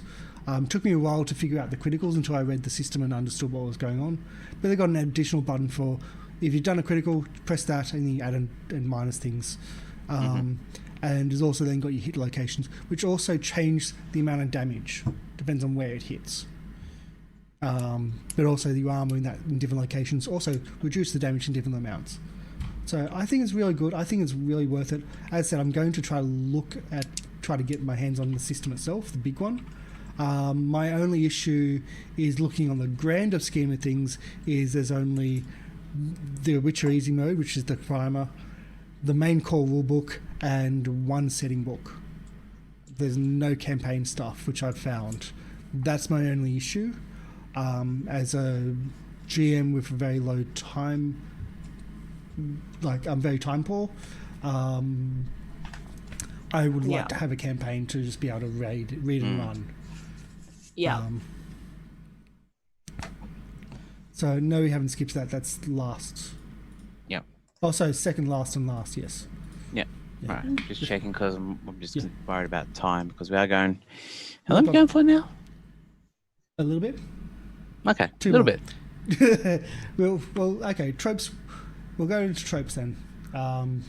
So, second last thing we've got for this is tropes you want to play, or campaign styles or tropes in a campaign. Amy? Well, for me, the drunken dwarf. If we're talking about campaign styles that I would love to play in, I want to play in the wackiest, zaniest, cartooniest campaign possible. That as in like Adventure Time sort of stuff. Animaniacs. The zany to the max. Like, it's just got that vibe where everything is just like dumb pun names and things like that. That I think that's a lot of fun, and no one really does it. If it's official, It'd be really hard to control as a you wouldn't even have to control. You couldn't control as a GM, but like you just have to run with anything that was said. You'd have to do it as an improv. Yeah. Oh, that'd be great. Full improv, and just anything a character says, as the GM, you'd have to then yes and do the full. As the main characters, I'm going to see Princess Buttercup. She's a piece of butter inside a cup, anamorphosized. And your GM is just going, what the hell? How am I going to roleplay that? Yeah. Piece of butter inside a cup. Her throne is a cup. Oh, the throne is a And fridge. You have to open the fridge to talk to the princess. It's a really cold throne room. Oh. And her Walk-in freezer. Throne, her throne is like the shape of a cup, and she has all of her other dairy product based minions. Go walk with Captain Butter. He's a slick customer. Madam Milk. What system could you use for that though? I don't know. Colonel Custard. Colonel Custard. I like that one. I'm just trying to think, what system could you use? I don't think D&D would allow it. I don't think D&D could work with that. Maybe a Powered by Apocalypse or a Fate system. Fate or I think Fate. maybe the Cypher system. Yeah. I'm not familiar at all with Cypher, but I have heard it. It's one of the Cypher is very flexible with a lot of systems. Yeah. Like, I liked it when I was doing a private game and they were in like the really dodgy end of town, and they gave this guy a silver piece, this old guy, a silver piece to like give him information, and the second the old guy walked away, they got jumped and dragged into an alley. Yeah. Done that as a GM, yeah. Like that sort of like zany, like random, almost cartoony sort of like setting pieces, and it's just so much fun. Like just that randomness, I just love it. Like I don't need that realistic. Give me the cartoony. We did a like years ago. I did a thing with my friends, which was Mystery Men style superheroes. Not so superheroes. So we had the Punisher who would stun people with the power of their puns. That type of zany. And we had people like the 6 Million Peso Man, which is like a Mexican Iron Man. Very rip-off. But the system that we were using, we had the idea and then we had to try to find the system. And we ended up using Shadowrun of all systems. Wow, really? Because it has magic. It has... So if you wanted to play like a big, Juggernaut style character, like big and tough, or like the Hulk style, you had trolls as a race. So you could just say, I'm that size. They had high tech. They had everything. But so finding a system is the important one, I think, to match, to work with. But I think a Fate or something that's open, as you said, like Cypher would work. Something a little bit more bendy. Flexible, yeah. Yeah, I think flexible is not even going to be cope. I think totally bendy and fluid. Totally bendy, like twirly, whirly, Like out of this jelly. worldy. Yeah. It's a race of 100% noodle my men. style. Just if anyone knows a system like that, please let me know. Yeah, leave a comment down below. Anything that's Please. open enough. I mean, my go-to Please. system that I like for open world is actually, like, I don't get to play it, is basic role-playing from Chaosism. It's essentially the core mechanics underneath Call Cthulhu, but for any time period and any like sci-fi and fantasy and magic and all that type of stuff, it's all there. But I never get to play it. But I think Fate might be open enough because you can just like Fate Accelerated probably more because it's even less details. Mr. Live Producer, what would you like to play apart from just Burlock, the drunkard? Well, I honestly don't know. I'm still relatively new to the whole back to being online, back to role playing. So I'm letting characters voice to me, but I would love to have something, a political animal, just like a ruler or something, which is just seeing everything go to pot and just tries to fix everything up with thoughts and prayers. Oh. So like the character who's like A cleric politician who actually fixes things with thoughts and prayers. Oh. there's so much. And then you have the So bard for much marketing Yep. Yes. and the PR team. Like the whole Oh, rest of the no. party of bards. And you have the rogue PR. who's the accountant. Yes. No, never have a rogue accountant, please, no. I've had that in the game. Who else is the accountant? No, I've had that in the game. The rogue was the accountant. My character had no concept of currency. So the character had no money. And they had hats bought for them. Because, oh look, we're doing something for you. Here's a hat. Really? Does the hat come with beer? No. you I have can just the- imagine a rogue with one of those So- little beer hats. Okay, a but political like campaign. the rogues and they just Pathfinder Kingmaker Mm. or War for the Crown. yeah, Probably or two. we can have Both you Pathfinder. have your political campaign. Oh, Sometimes that reminds me of some news. Sorry. Owlcat Games are releasing another game. They announced it late last year in December when we were prepping for this first episode in December. They're releasing another game. They're prepping and doing that. So if you liked Pathfinder Kingmaker from Owlcat Games, the computer game, they're doing another one. Hopefully less confusing. Yeah. Totally forgot about that. less confusing. And it may or may not be delayed. It's 2020. It's most likely going to be delayed. And at that point is a delayed game is delayed, a crap game is forever. So is Duke Nukem Forever. Yeah, you're probably right on Duke Nukem. Me personally, I just want to play superhero games. I like them. But not so superhero games. Like something like You like Misfits or... superheroes? I like superheroes, but the other guys. The Mystery Men style. The people who have really crap powers. Like you can talk really loudly. A little bit off topic here. Yep, okay. Well, I don't know if you guys know this, but I'm a huge My Hero Academia fan. I really like the side comic called Vigilantes, where it's like the random dudes. Oh yeah. Like- Yeah. Did that storyline get finalized? The Vigilantes one. Yeah. It's still going. Okay, I thought I must say anything else.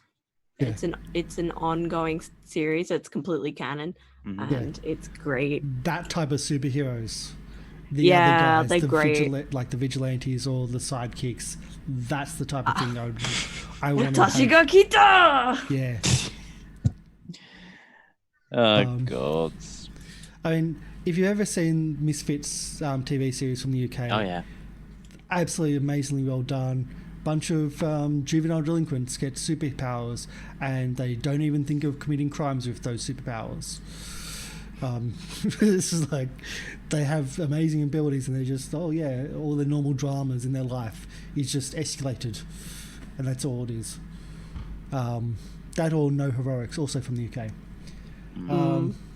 There's some great superhero media out there. That's not like the Mainstream. popular. Yeah.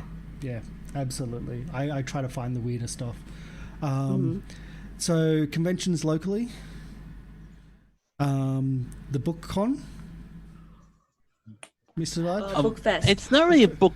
It's not really a convention. It's like two giant halls of our convention center filled with books. Yeah. So And it's some of them are RPG books.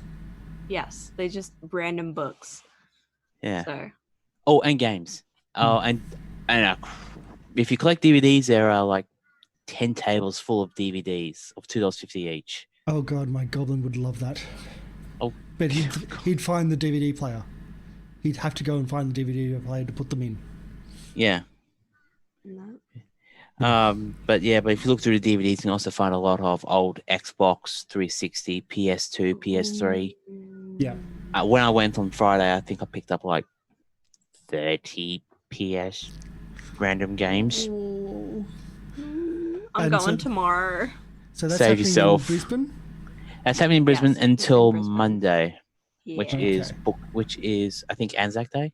Yeah. Oh, no, Is it's that Anzac Day? No, it's Australia Day. Australia Day. Starts with an A. Counts. It counts. And you're saying it's restocked every day, which is pretty cool. Yeah. Yeah. Oh no, it gets restocked every day, which is insane. Like you get new books. But they usually put the new stuff, the good stuff out on first day, because if you're looking for stuff like hardcovers and that, first day is where you want to go. Yeah. Because it gets picked over by all the collectors and resellers in the area. Yeah. Which is a little bit of a shame, but if you're going to that kind of stuff, get there an hour, get there half an hour to an hour before doors open. Scout the map out and work out where you want to go if you go on day one. Otherwise, weekdays you should be pretty good. You don't get busy. Yep. I'm tempted to go again tonight, to be honest. Other cons. The Crow's Nest Con in Sydney was a couple of weeks ago. They did the Avernus Epic campaign during the con. So I think that's the same Avernus Epic which they did last year in D&D, like in the big proper D&D stream with all the streamers come in and did that. I think it was the same Epic they played. They also raised $1,300 for the New South Wales Rural Fire Service, that's which nice. is amazing, with a donation from Good Games, which is a big retailer locally. They donated $300 worth of books.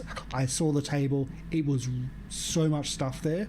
Like you think $300 worth of books, okay, maybe this and that. There was really, really good stuff there as the main prize. I personally donated a few things to it because we had a donation last year which didn't happen, so I thought I could help out, and so donated that.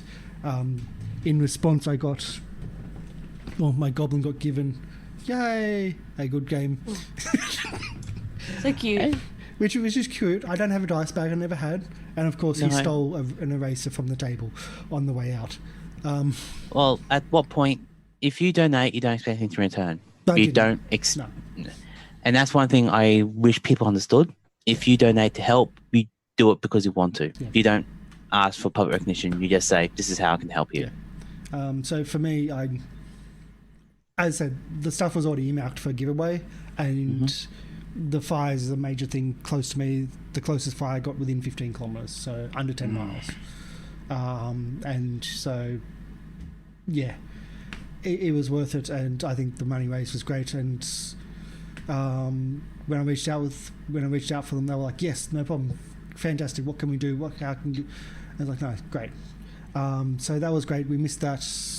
Didn't get to play. They didn't have a lot of retailers, but if you want to play some games and meet some new people, check out CroCon. They'll be doing again next year. So ArcanaCon was on last weekend down in Melbourne. A big Kickstarter funded convention. From what I heard, they did really great. And Dream on Draws also does the artwork for it, and I believe is on one of the committees for it. So that's been going on for a few years now, and it's all Kickstarter. So if you see on Kickstarter ArcanaCon, it's a massive convention, and it's all Kickstarter. It's not done by sponsorships and things like that. It's done by Kickstarter, which is really amazing to see something independent and something that large independent. And next weekend is CanCon. So Canberra Con in the nation's capital. It's actually this weekend for the Australia Day long weekend. I'm heading down. I've got my tickets for the second-hand store, which is I've never done the second-hand store, but they used to be open more. So one of the halls is just second-hand books, organised by a group in Sydney, and yeah, it's looking good. I've got a budget. I've got things I'm specifically looking for. I'm totally going to blow my budget. I'm totally going to buy other things. You got a budget? Budget me window me budget. Yeah, I might even try to do some vlogging on the way and down there. Oh yeah. You never know. Get Stream Labs installed on your mobile phone and actually stream yourself while you're down there. Actually looking through the books. I would. But then I'm Mr. Producer. Yeah. If I had the ability to, when I'm doing my off shopping, I would have glasses with a webcam installed and do LGR, like laser game reviews, and actually do that for my game collection things. You don't want to see me. I haggle the hell out of people about that stuff. I hate hagglers. I've got stuff for sale, and I get asked for low prices. Like, no, no. If I see something priced too low, I actually tell the person, "You got it for $20. This is rare. I'm willing to pay $50." Yeah. I will actually give them proper market value for what I believe it is. Yeah. I'm weird. I've got hardware for sale, and people have been lowballing me for like weeks now. I was like, no, that's the price. It doesn't say negotiable. That's the price. So I'm about to actually put it up in value, so people lowball me to the value I'm actually asking for. Oh, it's haggling 101. Ask 1.5 times what you want. Just sick of that haggling side of things. But no, I'm heading down. They're going to have cosplayers, artists. I want to speak to the artists again because they're always great to speak to. I love going through the artist alley and just it's so much fun. Massive tabletop as well. Something I'm not as curious with, but I'll have a look around there and probably speak to some people. And of course all the vendors, some massive vendors, and some big name vendors like Good Games, Aetherworks, based in Sydney. Level Up Dice are usually there, and I doubt Sirenscape will be there. It's not big enough for them. But Sirenscape are a local company, strangely enough. So yeah, I think that's about everything. I don't have any other cons happening around this country at the moment. And although we could go through all the cons in America, we are based in Australia. Big log list. Emmy had the page of all the cons in America at the moment. It's like, yeah, no. But this is our first one. So thank you for sticking around. Yeah. Tell us what you like, tell us what you didn't like, tell us what you want us to talk about. Give us feedback. Yep, feedback, other rants. And there will be, caffeine. It is going to be a rotating, yes, caffeine. I'm going shopping after I was up to Buy 4 a.m. streaming VR. I need caffeine. Caffeine. I don't think you can donate caffeine and coffee through the internet, but if every tagged response says caffeine on YouTube, I'm not going to be mad. Not going to be mad because it means at least you've gotten to this point. Give us caffeine. I've drunk like 2 mothers already. No. I need help. I ate mashed potato and drank water. That was my breakfast. At least you didn't Uber Macca's. Yet. I'm trying to save money. Oh no, trust me. When I told Emmy about Bookfest, Emmy was going la la la la la la la. I was like, oh, I don't want to go, Yes, but you I do. want to go. Go to Bookfest. Go to Bookfest. Buy all the books. It's not gonna be saving money. that bad. It's not gonna be that bad now, unless you're Saving looking money for for Japan. I've already booked hotels. Oh god. I need to was start saving up trying to full drive packs. down to Melbourne, 802 kilometers to get to ArcanaCon last weekend, but it was generosity and I over donated, which is not a bad thing. No, you don't overdonate to charity. Not a bad thing. Okay. And Callagher was blindfolded and getting shot by Nerf guns point blank range. Oh yeah, that was fun. Yeah. Blindfolded playing Dark Souls, like, can't be entertaining. But thank you for joining us. Thank you for coming in, and thank you for chat, for suggestions and comments. Leave your comments down below. You can check out our live stuff. Any suggestions? I know we got off topic a few times. This is the first time I've ran this. A few times. Just a few. No, it's what talk shows get to. You have a guideline. You throw it out the window. They're not rules. They're more like guidelines. Yeah. Yeah. So That's the how I idea is treat Player's Handbook. you throw that off sleeping players though. No, when I'm a DM, I'm just like Player's Handbook's guidelines. Yeah. They're my rules now. The player guidelines. See, I'm the opposite. I let the players make up the rule, or not make up the rules, but I do live shows, so if they're cheating, well, they're cheating live, so that's on you. It's not on me.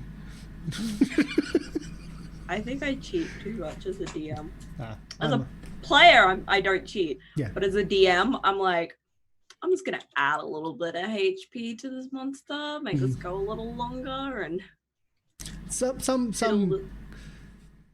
when I do my reviews, like my prep is like, wow, that monster's way too low, and then I'll roll hit dice for the monster to try to get higher. If I roll below, I keep the average. But some monsters in Rusty Days, you took out the second in command in one round before he could act. And like, he had a reaction of dispel magic, counterspell, and then you took out a person. So the 13th level caster at that too, just really annoying. Was that in where we blew with the Lich?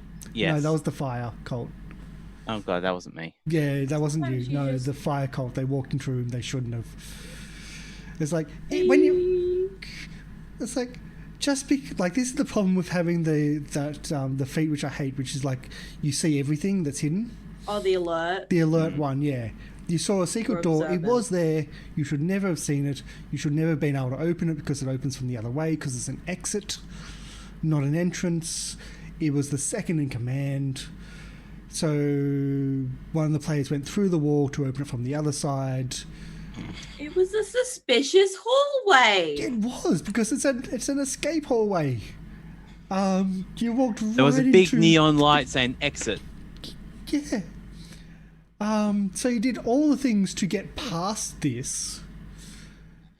And then there was a conversation. He was going to work with you. He was going to work with the party. He just wanted you to kill his boss so he could raise up and then everyone's cool. And you can go separate ways.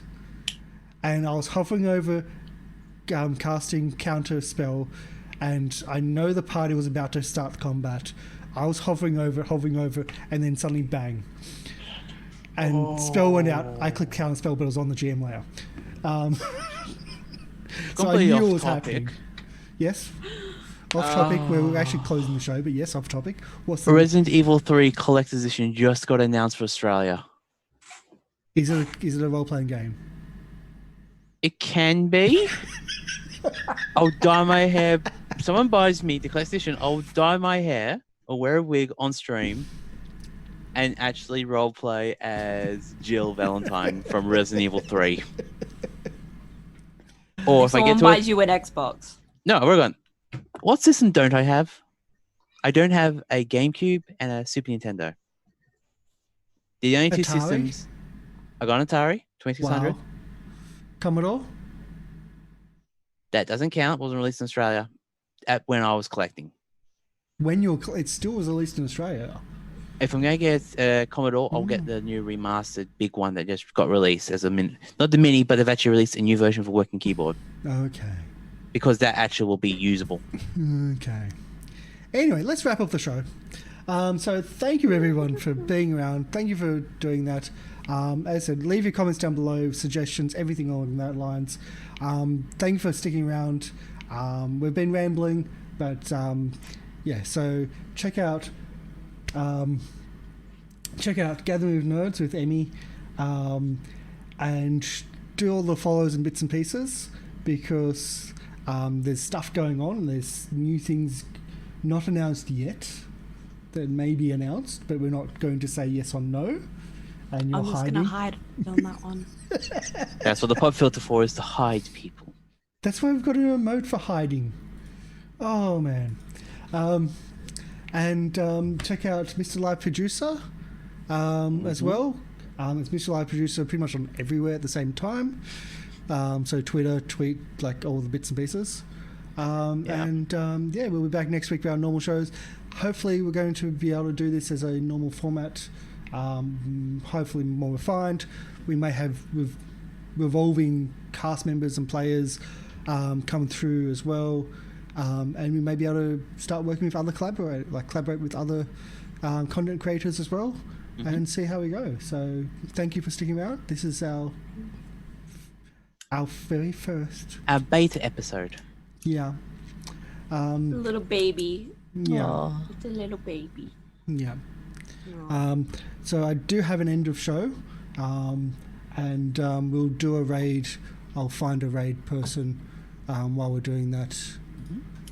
Is anyone online these days? Q Times, Hikari Chibi. Yeah, while we're doing that. Thanks for watching. Echoing. I see you there in chat. I hope we're at least good background noise. Well, hopefully, yeah. No, it's always good to have chat feedback. Let us know how we went. It's how we get better. Yes. If we do get better, it's a start. But only constructive. Yes, constructive criticism, please. Help. We need help. Lots and lots of help. Okay, I'm rolling the dice. Figure out if we level up this level. No, we did not. No. So, It was a 5. Bye, everybody.